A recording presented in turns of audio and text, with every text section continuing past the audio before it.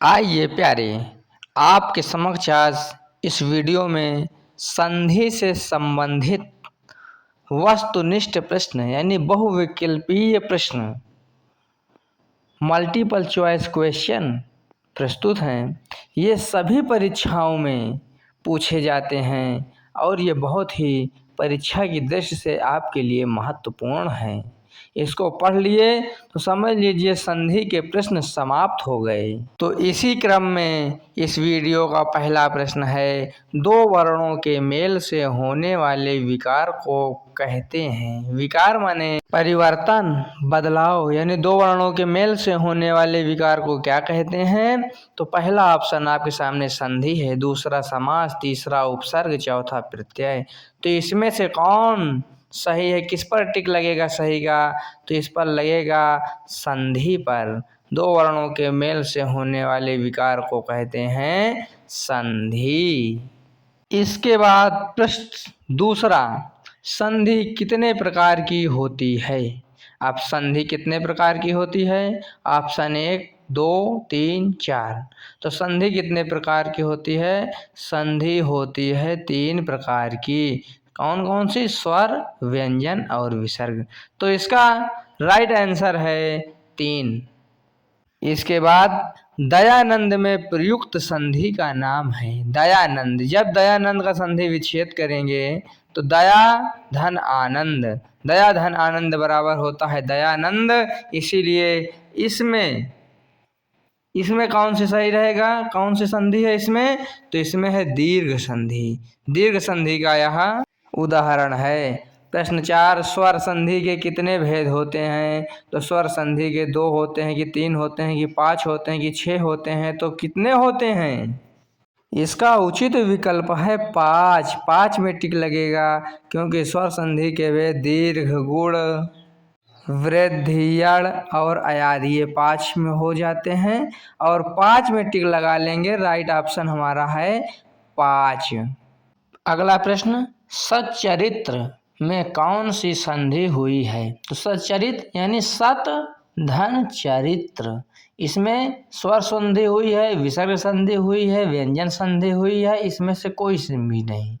तो दूसरा व्यंजन संधि पर इस पे टिक लगेगा और व्यंजन संधि सही हो जाएगी। प्रश्न 6, सदैव में कौन सी संधि है? तो सदैव सदा धन एव मिलकर होता है सदैव, इसलिए सदैव में कौन सी संधि है? वृद्धि स्वर संधि। न दीर्घ है इसमें, न गुण है, न यण है, इसमें वृद्धि है क्योंकि वृद्धि स्वर संधि में क्या होता है? अ और औ की मात्रा होती है, इसलिए वृद्धि स्वर संधि। सूर्योदय में कौन सी संधि है? तो पहला स्वर संधि, दूसरा गुण संधि, तीसरा यण संधि, चौथा अयादि संधि। तो सूर्य धन उदय, सूर्य धन उदय, छोटा आ और छोटा ऊ मिलकर बन गया ओ, तो इसमें है गुण संधि। तो हमारा इसमें ऑप्शन नंबर दूसरा गुण संधि सही हो जाएगा। प्रश्न 8, यथार्थ में कौन सी संधि है? यथार्थ, यथा धन अर्थ, यानी बड़ा आ और छोटा आ मिलकर दीर्घ बन गया, बड़ा आ हो गया और इसमें दीर्घ संधि हुई है। पहला दीर्घ संधि उचित विकल्प।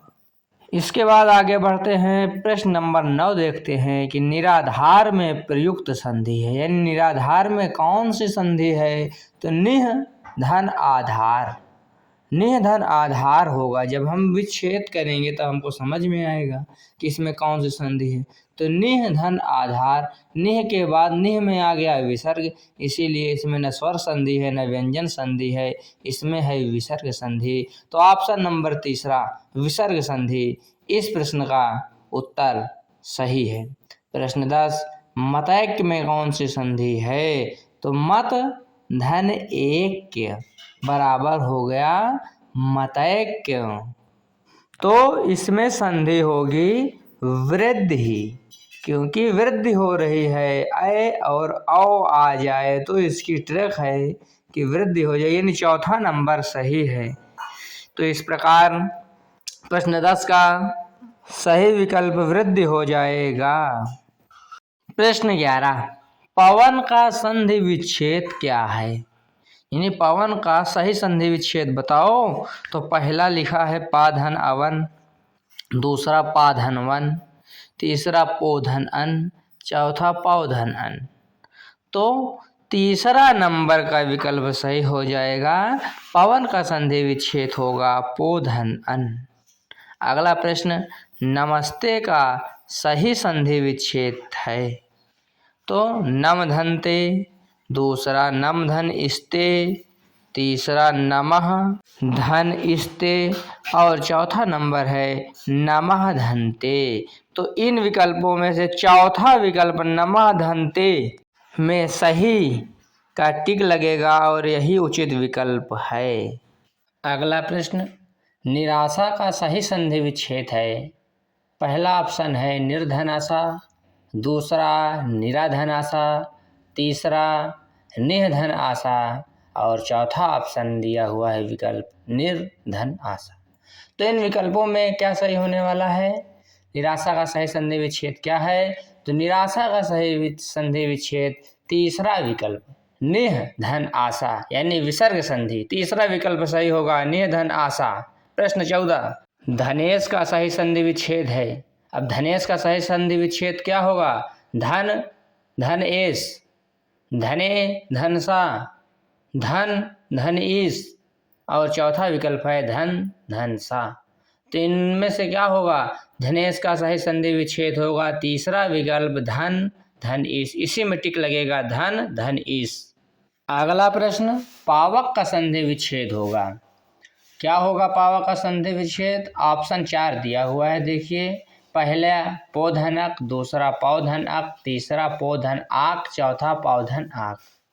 तो इस प्रकार इसका संधि विच्छेद होगा पौधन अक। पावक का संधि विच्छेद पौधन अक। विकल्प नंबर दूसरा सही रहेगा, इसी में सही का टिक लग जाएगा।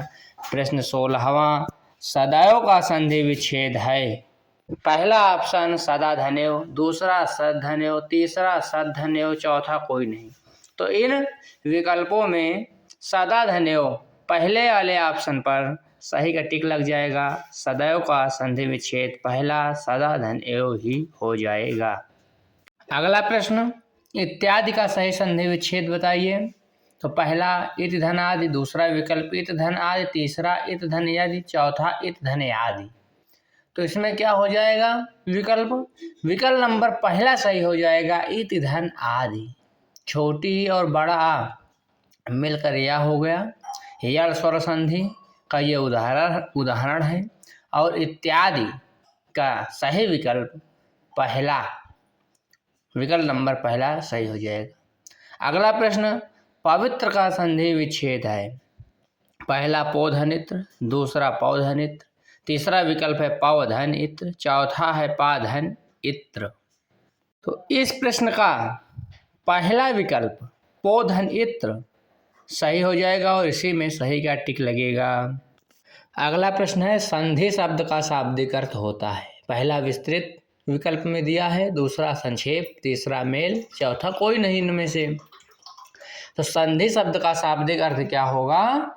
मेल। तीसरा वाला विकल्प उचित है और इसी में सही का टिक लग जाएगा। प्रश्न 20 विच्छेद का शाब्दिक अर्थ होता है। पहला अलग, दूसरा जुड़ना, तीसरा विकल्प मिलना या चौथा इसमें कोई नहीं। तो विच्छेद माने अलग अलग होना, तो पहला विकल्प अलग वाले में सही का टिक लग जाएगा। विच्छेद का शाब्दिक अर्थ होता है। विकल्प नंबर पहला अलग उचित होगा, इसी में सही का टिक लग जाएगा। इस वीडियो में इतना ही। और यदि आप इसी प्रकार समझ गए होंगे, अपने आप का आकलन भी कर लिए होंगे कि संधि के बारे में आपको कितनी जानकारी है, तो इसी प्रकार की वीडियो यूजफुल वीडियो के लिए आप हमसे जुड़े रहिए। फिर हम लाएंगे आपके लिए इसी प्रकार की शानदार वैकल्पिक वीडियो जो आपके प्रत्येक आगामी या आने वाले परीक्षाओं में बहुत महत्वपूर्ण साबित होंगे। धन्यवाद।